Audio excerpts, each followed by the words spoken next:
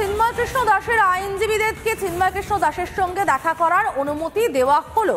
আইনজীবী রবীন্দ্র ঘোষ, যার কথা বারবার বলছিলাম, গতকাল যিনি হেনস্থার শিকার হয়েছেন, তিনি আজ গিয়ে দেখা করতে পারবেন। গতকাল ওকালতনামা না থাকায় সওয়ালে বাধা দেওয়া হয়েছে বলেই জানতে পারা যাচ্ছে এবং আজ ওকালতনামা প্রস্তুত রেখেই আবেদন। সূত্রের খবর এমনটাই। চিন্ময় কৃষ্ণ দাসের সঙ্গে তার আইনজীবীকে দেখা করার অনুমতি দেওয়া হয়েছে। আজ সকালে দেখা করার অনুমতি রবীন্দ্র ঘোষকে। গতকাল ওকালতনামা না থাকায় সওয়ালে বাধা। চিন্ময় কৃষ্ণ দাসের হয়ে সওয়ালে বাধা দেওয়া হয় আইনজীবী রবীন্দ্র ঘোষকে।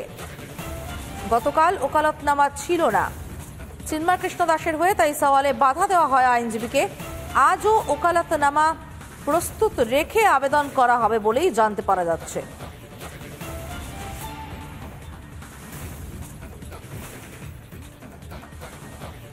আর একবার জানিয়ে রাখতে চাইব, চিন্ময় কৃষ্ণ দাসের আইনজীবীকে দেখা করার অনুমতি, আইনজীবী রবীন্দ্র ঘোষকে দেখা করার অনুমতি আজ সকালে।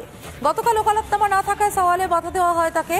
চিন্ময় কৃষ্ণ দাসের হয়ে সওয়ালে বাধা দেওয়া হয় আইনজীবী রবীন্দ্র ঘোষকে। শুধু বাধা দেওয়া না, রীতিমতো হেনস্থা করা হয় তাকে। আজ ওকালতনামা প্রস্তুত রেখেই আবেদন করছেন বলে সূত্রের খবর। আমাদের সঙ্গে রয়েছেন আইনজীবী রবীন্দ্র ঘোষ। রবীন্দ্রবাবু, আপনাকে স্বাগত রিপাবলিক বাংলায়। আজ আপনার হাতে ওকালতনামা প্রস্তুত আছে। আজ মনে হচ্ছে আপনি জামিনের আবেদনের শুনানি এগিয়ে আনার জন্য পিটিশন দায়ের করতে পারবেন? আমরা চেষ্টা করব আরো একবার যোগাযোগ করার। আমাদের বাংলাদেশে রয়েছেন রবীন্দ্র ঘোষ এবং যে ভয়ঙ্কর পরিস্থিতির মধ্যে রয়েছেন সেখান থেকেও তিনি আমাদের সঙ্গে কথা বলছেন বারবার। আরো একবার জানিয়ে রাখতে চাইবো, চিন্ময় প্রভুর সঙ্গে আইনজীবীকে দেখা করার অনুমতি, চিন্ময় কৃষ্ণ দাসের সঙ্গে দেখা করার অনুমতি দেওয়া হয়েছে। রবীন্দ্রবাবু রয়েছেন আমাদের সঙ্গে। রবীন্দ্রবাবু, আপনি কি দেখা করতে পেরেছেন চিন্ময় কৃষ্ণ দাসের সঙ্গে? আমি যখন দেখা করতে যাই তখন ওনাদের কিছু ফর্মালিটি আছে, ফর্মালিটি করতে বলতে 1 ঘন্টা দেরি হবে। ইন দি মিন টাইম আমার আবার আজকে কোর্টে শুনানি ছিল একই ম্যাটারে। তো এই চিন্ময় কৃষ্ণের যে শুনানি করার জন্য আজকে আমি পারমিশনটা পেয়েছি, জজ সাহেব পারমিশন দিয়েছে এই কিছুক্ষণ আগে। উনি এটা আজকে শুনানি করবেন। আজকের মধ্যে, যেহেতু আজকে কোর্ট বন্ধ হয়ে যাচ্ছে, আজকে এটা শুনানি করবেন। আপনার কাছে এই মুহূর্তে ওকালতনামা প্রস্তুত রয়েছে। আপনার মনে হয় যে আজকে জামিনটা বের করতে পারবেন? আমি জামিন করতে পারবো জানি না, তবে আমি চেষ্টা করব। আর জজ সাহেব বলেছেন যে আপনি একজন জুনিয়র লয়ার, আপনি তো ঢাকা চলে যাবেন, একজন জুনিয়র লয়ার আপনি রেখে যাবেন, যাতে করে উনি এখানে রিপ্রেজেন্ট করতে পারে। আর আমার প্রটেকশনের জন্য উনি নিজেই বলে দিয়েছে অন্য লয়াররা যাতে ডিস্টার্ব না করে কোর্টের মধ্যে, ওটা জজ সাহেব নিজের মুখে বলেছে এবং পুলিশকে নির্দেশনা দিয়েছে যাতে করে আমার নিরাপত্তা বিঘ্নিত না হয়। ঠিক এই প্রশ্নটা আপনার কাছে রাখতে যাচ্ছিলাম আমি রবীন্দ্রবাবু। গতকাল যে ভয়ঙ্কর ছবি আমরা দেখেছি, যে ভয়ঙ্কর হেনস্থার কথা আপনার মুখে আমরা শুনেছি, তাতে আমরাই ভয় পাচ্ছি আপনার সুরক্ষা নিয়ে। সেক্ষেত্রে কোনো ভয় কাজ করছে কি আজকে, না কোনো না কোনোভাবে আপনি চাইছেন যে করেই হোক জামিনটা ছিনিয়ে আনতে? গতকালকে তুলনায় আজকে আমি অনেক নিরাপদে ছিলাম। ওখানে বারের প্রেসিডেন্ট আমার বন্ধু মানুষ, উনি বলে যে দাদা আমি তো কালকে থাকতে পারিনি, না হলে এই ঘটনা হতো না। উনি দুঃখ প্রকাশ করেছেন। উনি বলে আমি ঢাকা ছিলাম, আপনি চট্টগ্রামে, যার পরে আমার সঙ্গে আপনার কোনো যোগাযোগ হয়নি। আজকে জজ সাহেব এর সামনে সেই যা হচ্ছে বিএনপি পন্থী, কিন্তু বিএনপি পন্থী হলেও কিন্তু আজকে যথেষ্ট হেল্প করেছে, আমার নিরাপত্তার জন্যও বলেছে। এবং আজকে বিকালের দিকে আবার শুনানি হবে, যেহেতু এটা অ্যালাউ করেছে যে অন্তপক্ষে চিন্ময় প্রভুর এই মামলাটা আবার আজকে শুনানি হবে। তবে কতক্ষণে হবে বলতে পারছি না, 2 ঘন্টা পরেও হতে পারে, 1 ঘন্টা পরেও হতে পারে। এই রবীন্দ্রবাবু, কালকে যারা আপনাকে হেনস্থা করেছে তাদেরকে তো আপনি নিশ্চিতভাবেই চেনেন, আপনার দীর্ঘ অভিজ্ঞতা এই আদালতে। সুতরাং কারা তারা, তাদের পরিচয়টা ঠিক কি?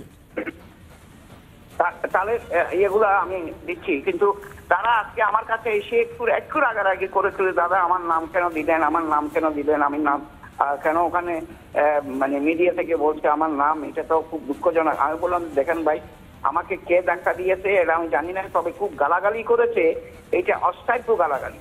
এবং যে বিভিন্ন রকমের স্লোগান দিয়ে আসছে, যে লয়ারের নামগুলো কোথায় আসছে দেখো। আপনার কি মনে হয় কেন এই যে আপনি বারবার চেষ্টা করছেন যে জামিনের আবেদনের শুনানিটা এগিয়ে আনার, সেটাতে বাধা দেওয়ার চেষ্টা কেন করা হচ্ছে? এটা তো আইন তো সবার জন্য এক। হ্যাঁ হ্যাঁ, আইন তো সবার জন্য সমান। তাহলে বাধা দেওয়ার চেষ্টা কেন? বাধা দেওয়ার চেষ্টা হলে আমি যাতে রিপ্রেজেন্ট করতে না পারি চিন্ময় প্রভু, তাহলে তার বেল হবে না।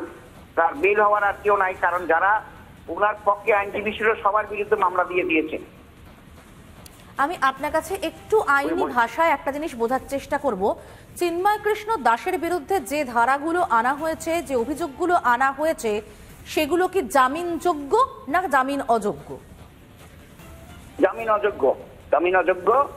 কিন্তু কিছু ধারা আছে, আমি আপনাকে বলতে পারবো জামিন অযোগ্য কিছু ধারা আছে। যেমন আপনাকে বলি যে ধারা হলো 120 খ, 124 ক, 153 ক, 109 এবং 34 দণ্ডবিধি। এটা বাংলাদেশ দণ্ডবিধি আইনে তার বিরুদ্ধে মামলাগুলো করা হয়েছে। যে মামলাটা করেছে আসলে এটি যে বেশলেস একটা মামলা, মানে তাও 7 দিন পরে মামলাটা করেছে। কনফ্লিক্টেড একটা মামলা, যেই আমাদের বাংলাদেশের যে পতাকা, সেই পতাকার মধ্যে কি করে পাকিস্তানি ওই যে এটারে কি বলে চাঁদতারা লাগিয়ে দিয়েছে। এটা তো পতাকাই না, বাংলাদেশের পতাকাই না, হ্যাঁ মানে উপরে। কিন্তু এটা তো কোনো সেডিশন মামলা হতে পারে না, দেয়ার ইজ নো ল। কিন্তু এখন তারা বলছে যে একটা লয়ার মারা গেছে, সেটা ওই চিন্ময় প্রভুর আইনজীবীরা তাকে মেরেছে। এটা কিন্তু সত্য নয়। Until and unless it is certified, it is মানে pronounced by the court, how he will be মানে রবীন্দ্রবাবু, আমি যদি স্পষ্ট কথা একটু যদি সোজা কথায় বোঝার চেষ্টা করি রবীন্দ্রবাবু, তাহলে যে মামলায় যে ধারাগুলো দেওয়া হয়েছে সেগুলো অত্যন্ত দুর্বলভাবে কেসটাকে সাজানো হয়েছে।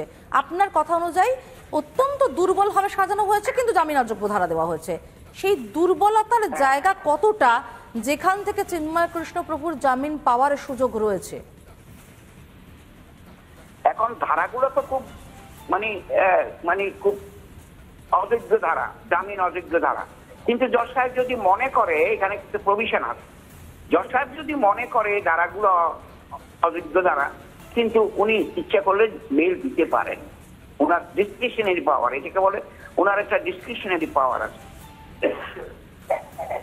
রবীন্দ্রবাবু, অনেক ধন্যবাদ আমার সঙ্গে কথা বলার জন্য। শেষ আর একটা বিষয় আপনার কাছে একটু বোঝার চেষ্টা করব, সেটা হচ্ছে আরো একবার আমি যেটা বোঝার চেষ্টা করছি, ধারাগুলো না হয় জামিন অযোগ্য দেওয়া হয়েছে, মামলা সাজানো হয়েছে যে যে পয়েন্টের উপরে, যে যে সূত্রের উপরে, সেগুলো কতটা শক্তিশালী সূত্র বা কতটা দুর্বল সূত্র বলে বর্ষিয়ান আইনজীবী হিসেবে আপনি মনে করছেন? আমি মনে করি এই মামলা কমপ্লিটলি মোটিভেটেড এবং এটা কগনিজেন্স নেওয়ার মতো কেস না।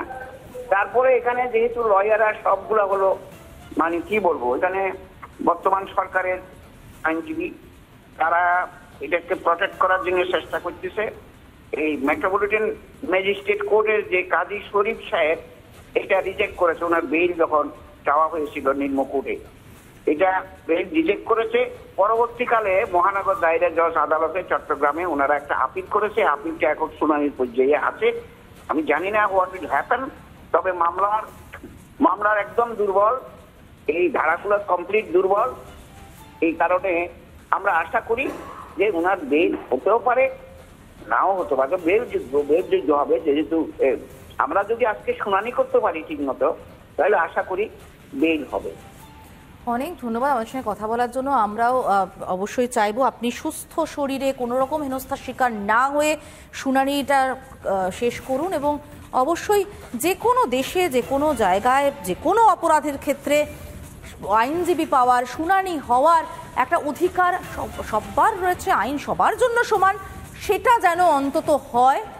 অনেক ধন্যবাদ এতক্ষণ আমাদেরকে সময় দেওয়ার জন্য। আমরা কথা বলছিলাম রবীন্দ্র ঘোষের সঙ্গে, আইনজীবী রবীন্দ্র ঘোষ, যিনি একটা অশুভ লড়াই লড়ছেন ঠিক কথায়, কিন্তু অনড় তার লড়াইয়ে।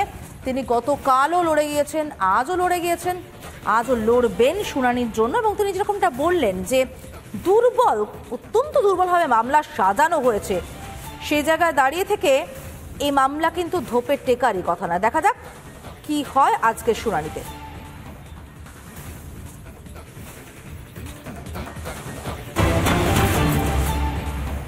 আরো এক ষড়যন্ত্রের পর্দাফাশ। পর্দাফাঁস, এবার চতুর্থ ষড়যন্ত্র পর্দাফাঁস হয়ে গেল। পাক সেনা বাংলাদেশ সেনা কাছাকাছি। কেন আমরা বলছি পূর্ব পাকিস্তান হতে চায় বাংলা? বলছো ঠিক এই কারণে। এবার যে ছবিটা দেখতে পাচ্ছেন, একটা গোপন বৈঠকের ছবি দেখতে পাচ্ছেন। এটা কোথায় হচ্ছে? পাকিস্তানে হচ্ছে। কাদের মধ্যে হচ্ছে? বাংলাদেশ এবং পাকিস্তানের সেনা কর্তাদের মধ্যে হচ্ছে। যে বৈঠকের ছবি ফাঁস করেছে রিপাবলিক, যে ছবিটা আপনারা দেখতে পাচ্ছেন এই মুহূর্তে রিপাবলিকে। আমরা কথা বলেছিলাম আন্তর্জাতিক সম্পর্ক বিশেষজ্ঞ রাজাগোপাল ধর চক্রবর্তীর সঙ্গে, তিনি কি বলছেন আমরা শুনে নেব। মানে এটা বাংলাদেশের মানুষকে বোঝানোর চেষ্টা যে এই সময় বাংলাদেশের এই যে সময়টা চলছে দ্বিতীয় স্বাধীনতা যুদ্ধ, এই সময় পাকিস্তানকে কতটা জরুরি। পাকিস্তান আমাদের সঙ্গে আছে, ভারত যদি কোনো আক্রমণ করে তাহলে পাকিস্তান সঙ্গে থাকবে। পাকিস্তানের কাছে পরমাণু বোমা আছে, সেটা কেউ কেউ বলছেন, সেটা পাকিস্তান আমাদের হয়ে ব্যবহার করবে বা কিছু একটা করবে। সাধারণ মানুষ মনে করছে পাকিস্তান একটা ইসলামিক শক্তি, তার মিলিটারি আছে, তার আণবিক বোমা আছে, এইটা সাধারণ মানুষ বোঝে। ব্যাস এইটাকেই কাজে লাগানোর চেষ্টা। পাকিস্তানের দালাল মোহাম্মদ ইউনুস এবারের বিজয় দিবস উদযাপন করবেন না, ওরা বাংলাদেশকে পাকিস্তান বানাতে চায়। রিপাবলিক বাংলা এবার বিজয় দিবসের সবচেয়ে বড় উদযাপন করবে। ভারতের পরাক্রমের উদযাপন হবে বাংলাদেশের মুক্তিযোদ্ধাদের সংগ্রামে।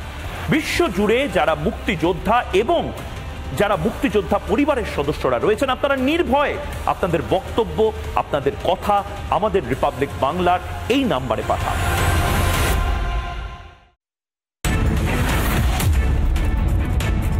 এবার আপনাদের নিয়ে যাব ভারত বাংলাদেশের ঘোজাডাঙ্গা সীমান্তে। আপাত দৃষ্টিতে সব শান্ত মনে হবে এখানে, কিন্তু সীমান্তে গেলে বুঝতে পারবেন দীর্ঘ এলাকায় কাঁটাতারের কোনো বেড়া নেই এবং সেখানে কারোর কোনো পা পড়েনি। বোঝা যায় ভারত বাংলাদেশ সীমান্তের ঠিক কি পরিস্থিতি এখান থেকে। একটা বিশেষ প্রতিবেদন দেখুন আমাদের প্রতিনিধি ভাস্করের সঙ্গে।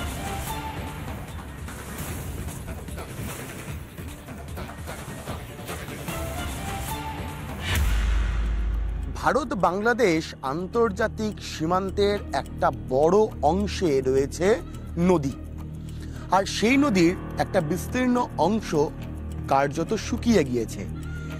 একাধিক খাঁড়ি রয়েছে যেখানে জলস্তর গোড়ালির থেকেও কম, আর এই ধরনের পরিত্যক্ত নৌকা এই মুহূর্তে রিপাবলিক বাংলা যেখানে রয়েছে, এই ধরনের পরিত্যক্ত নৌকা একাধিক জায়গাতে দেখতেও পাওয়া যায়। অনেকেই সন্দেহ করছেন যে এই ধরনের যে সমস্ত জলপথ বা খাঁড়ি রয়েছে, সেই খাঁড়ির মাধ্যমেই বাংলাদেশ থেকে ভারতে বাংলার মাধ্যমে অনুপ্রবেশের চেষ্টা চালায় সন্ত্রাসবাদী, মৌলবাদী, রোহিঙ্গা অনুপ্রবেশকারীরা। একটা বড় অংশে এই মুহূর্তে যেমন দেখতে পাচ্ছি একটা পরিত্যক্ত নৌকা রয়েছে, যে পরিত্যক্ত নৌকার চতুর্দিকে অন্তত কোনো মানুষের উপস্থিতির প্রমাণ এই মুহূর্তে নেই। সূর্যের আলো এখনো রয়েছে। সূর্য ডোবার পর এই জায়গা অনুপ্রবেশের জন্য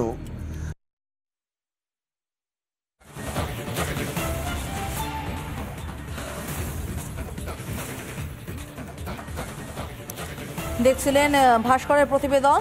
খাড়ির পার বরাবর কোথাও কোনো কাঁটাতার নেই। শুধু তাই নয়, সেখানে বেশ কিছুদিন যে মানুষের পা পড়েনি তাও বুঝতে পারা যায়।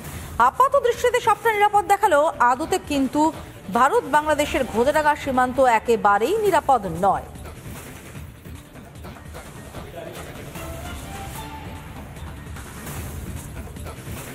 বাংলাদেশ সংক্রান্ত সব ছবি, সব খবর সবার আগে দেখুন রিপাবলিক বাংলা। ফিরছে একটা বিরতির পর, সঙ্গে থাকুন।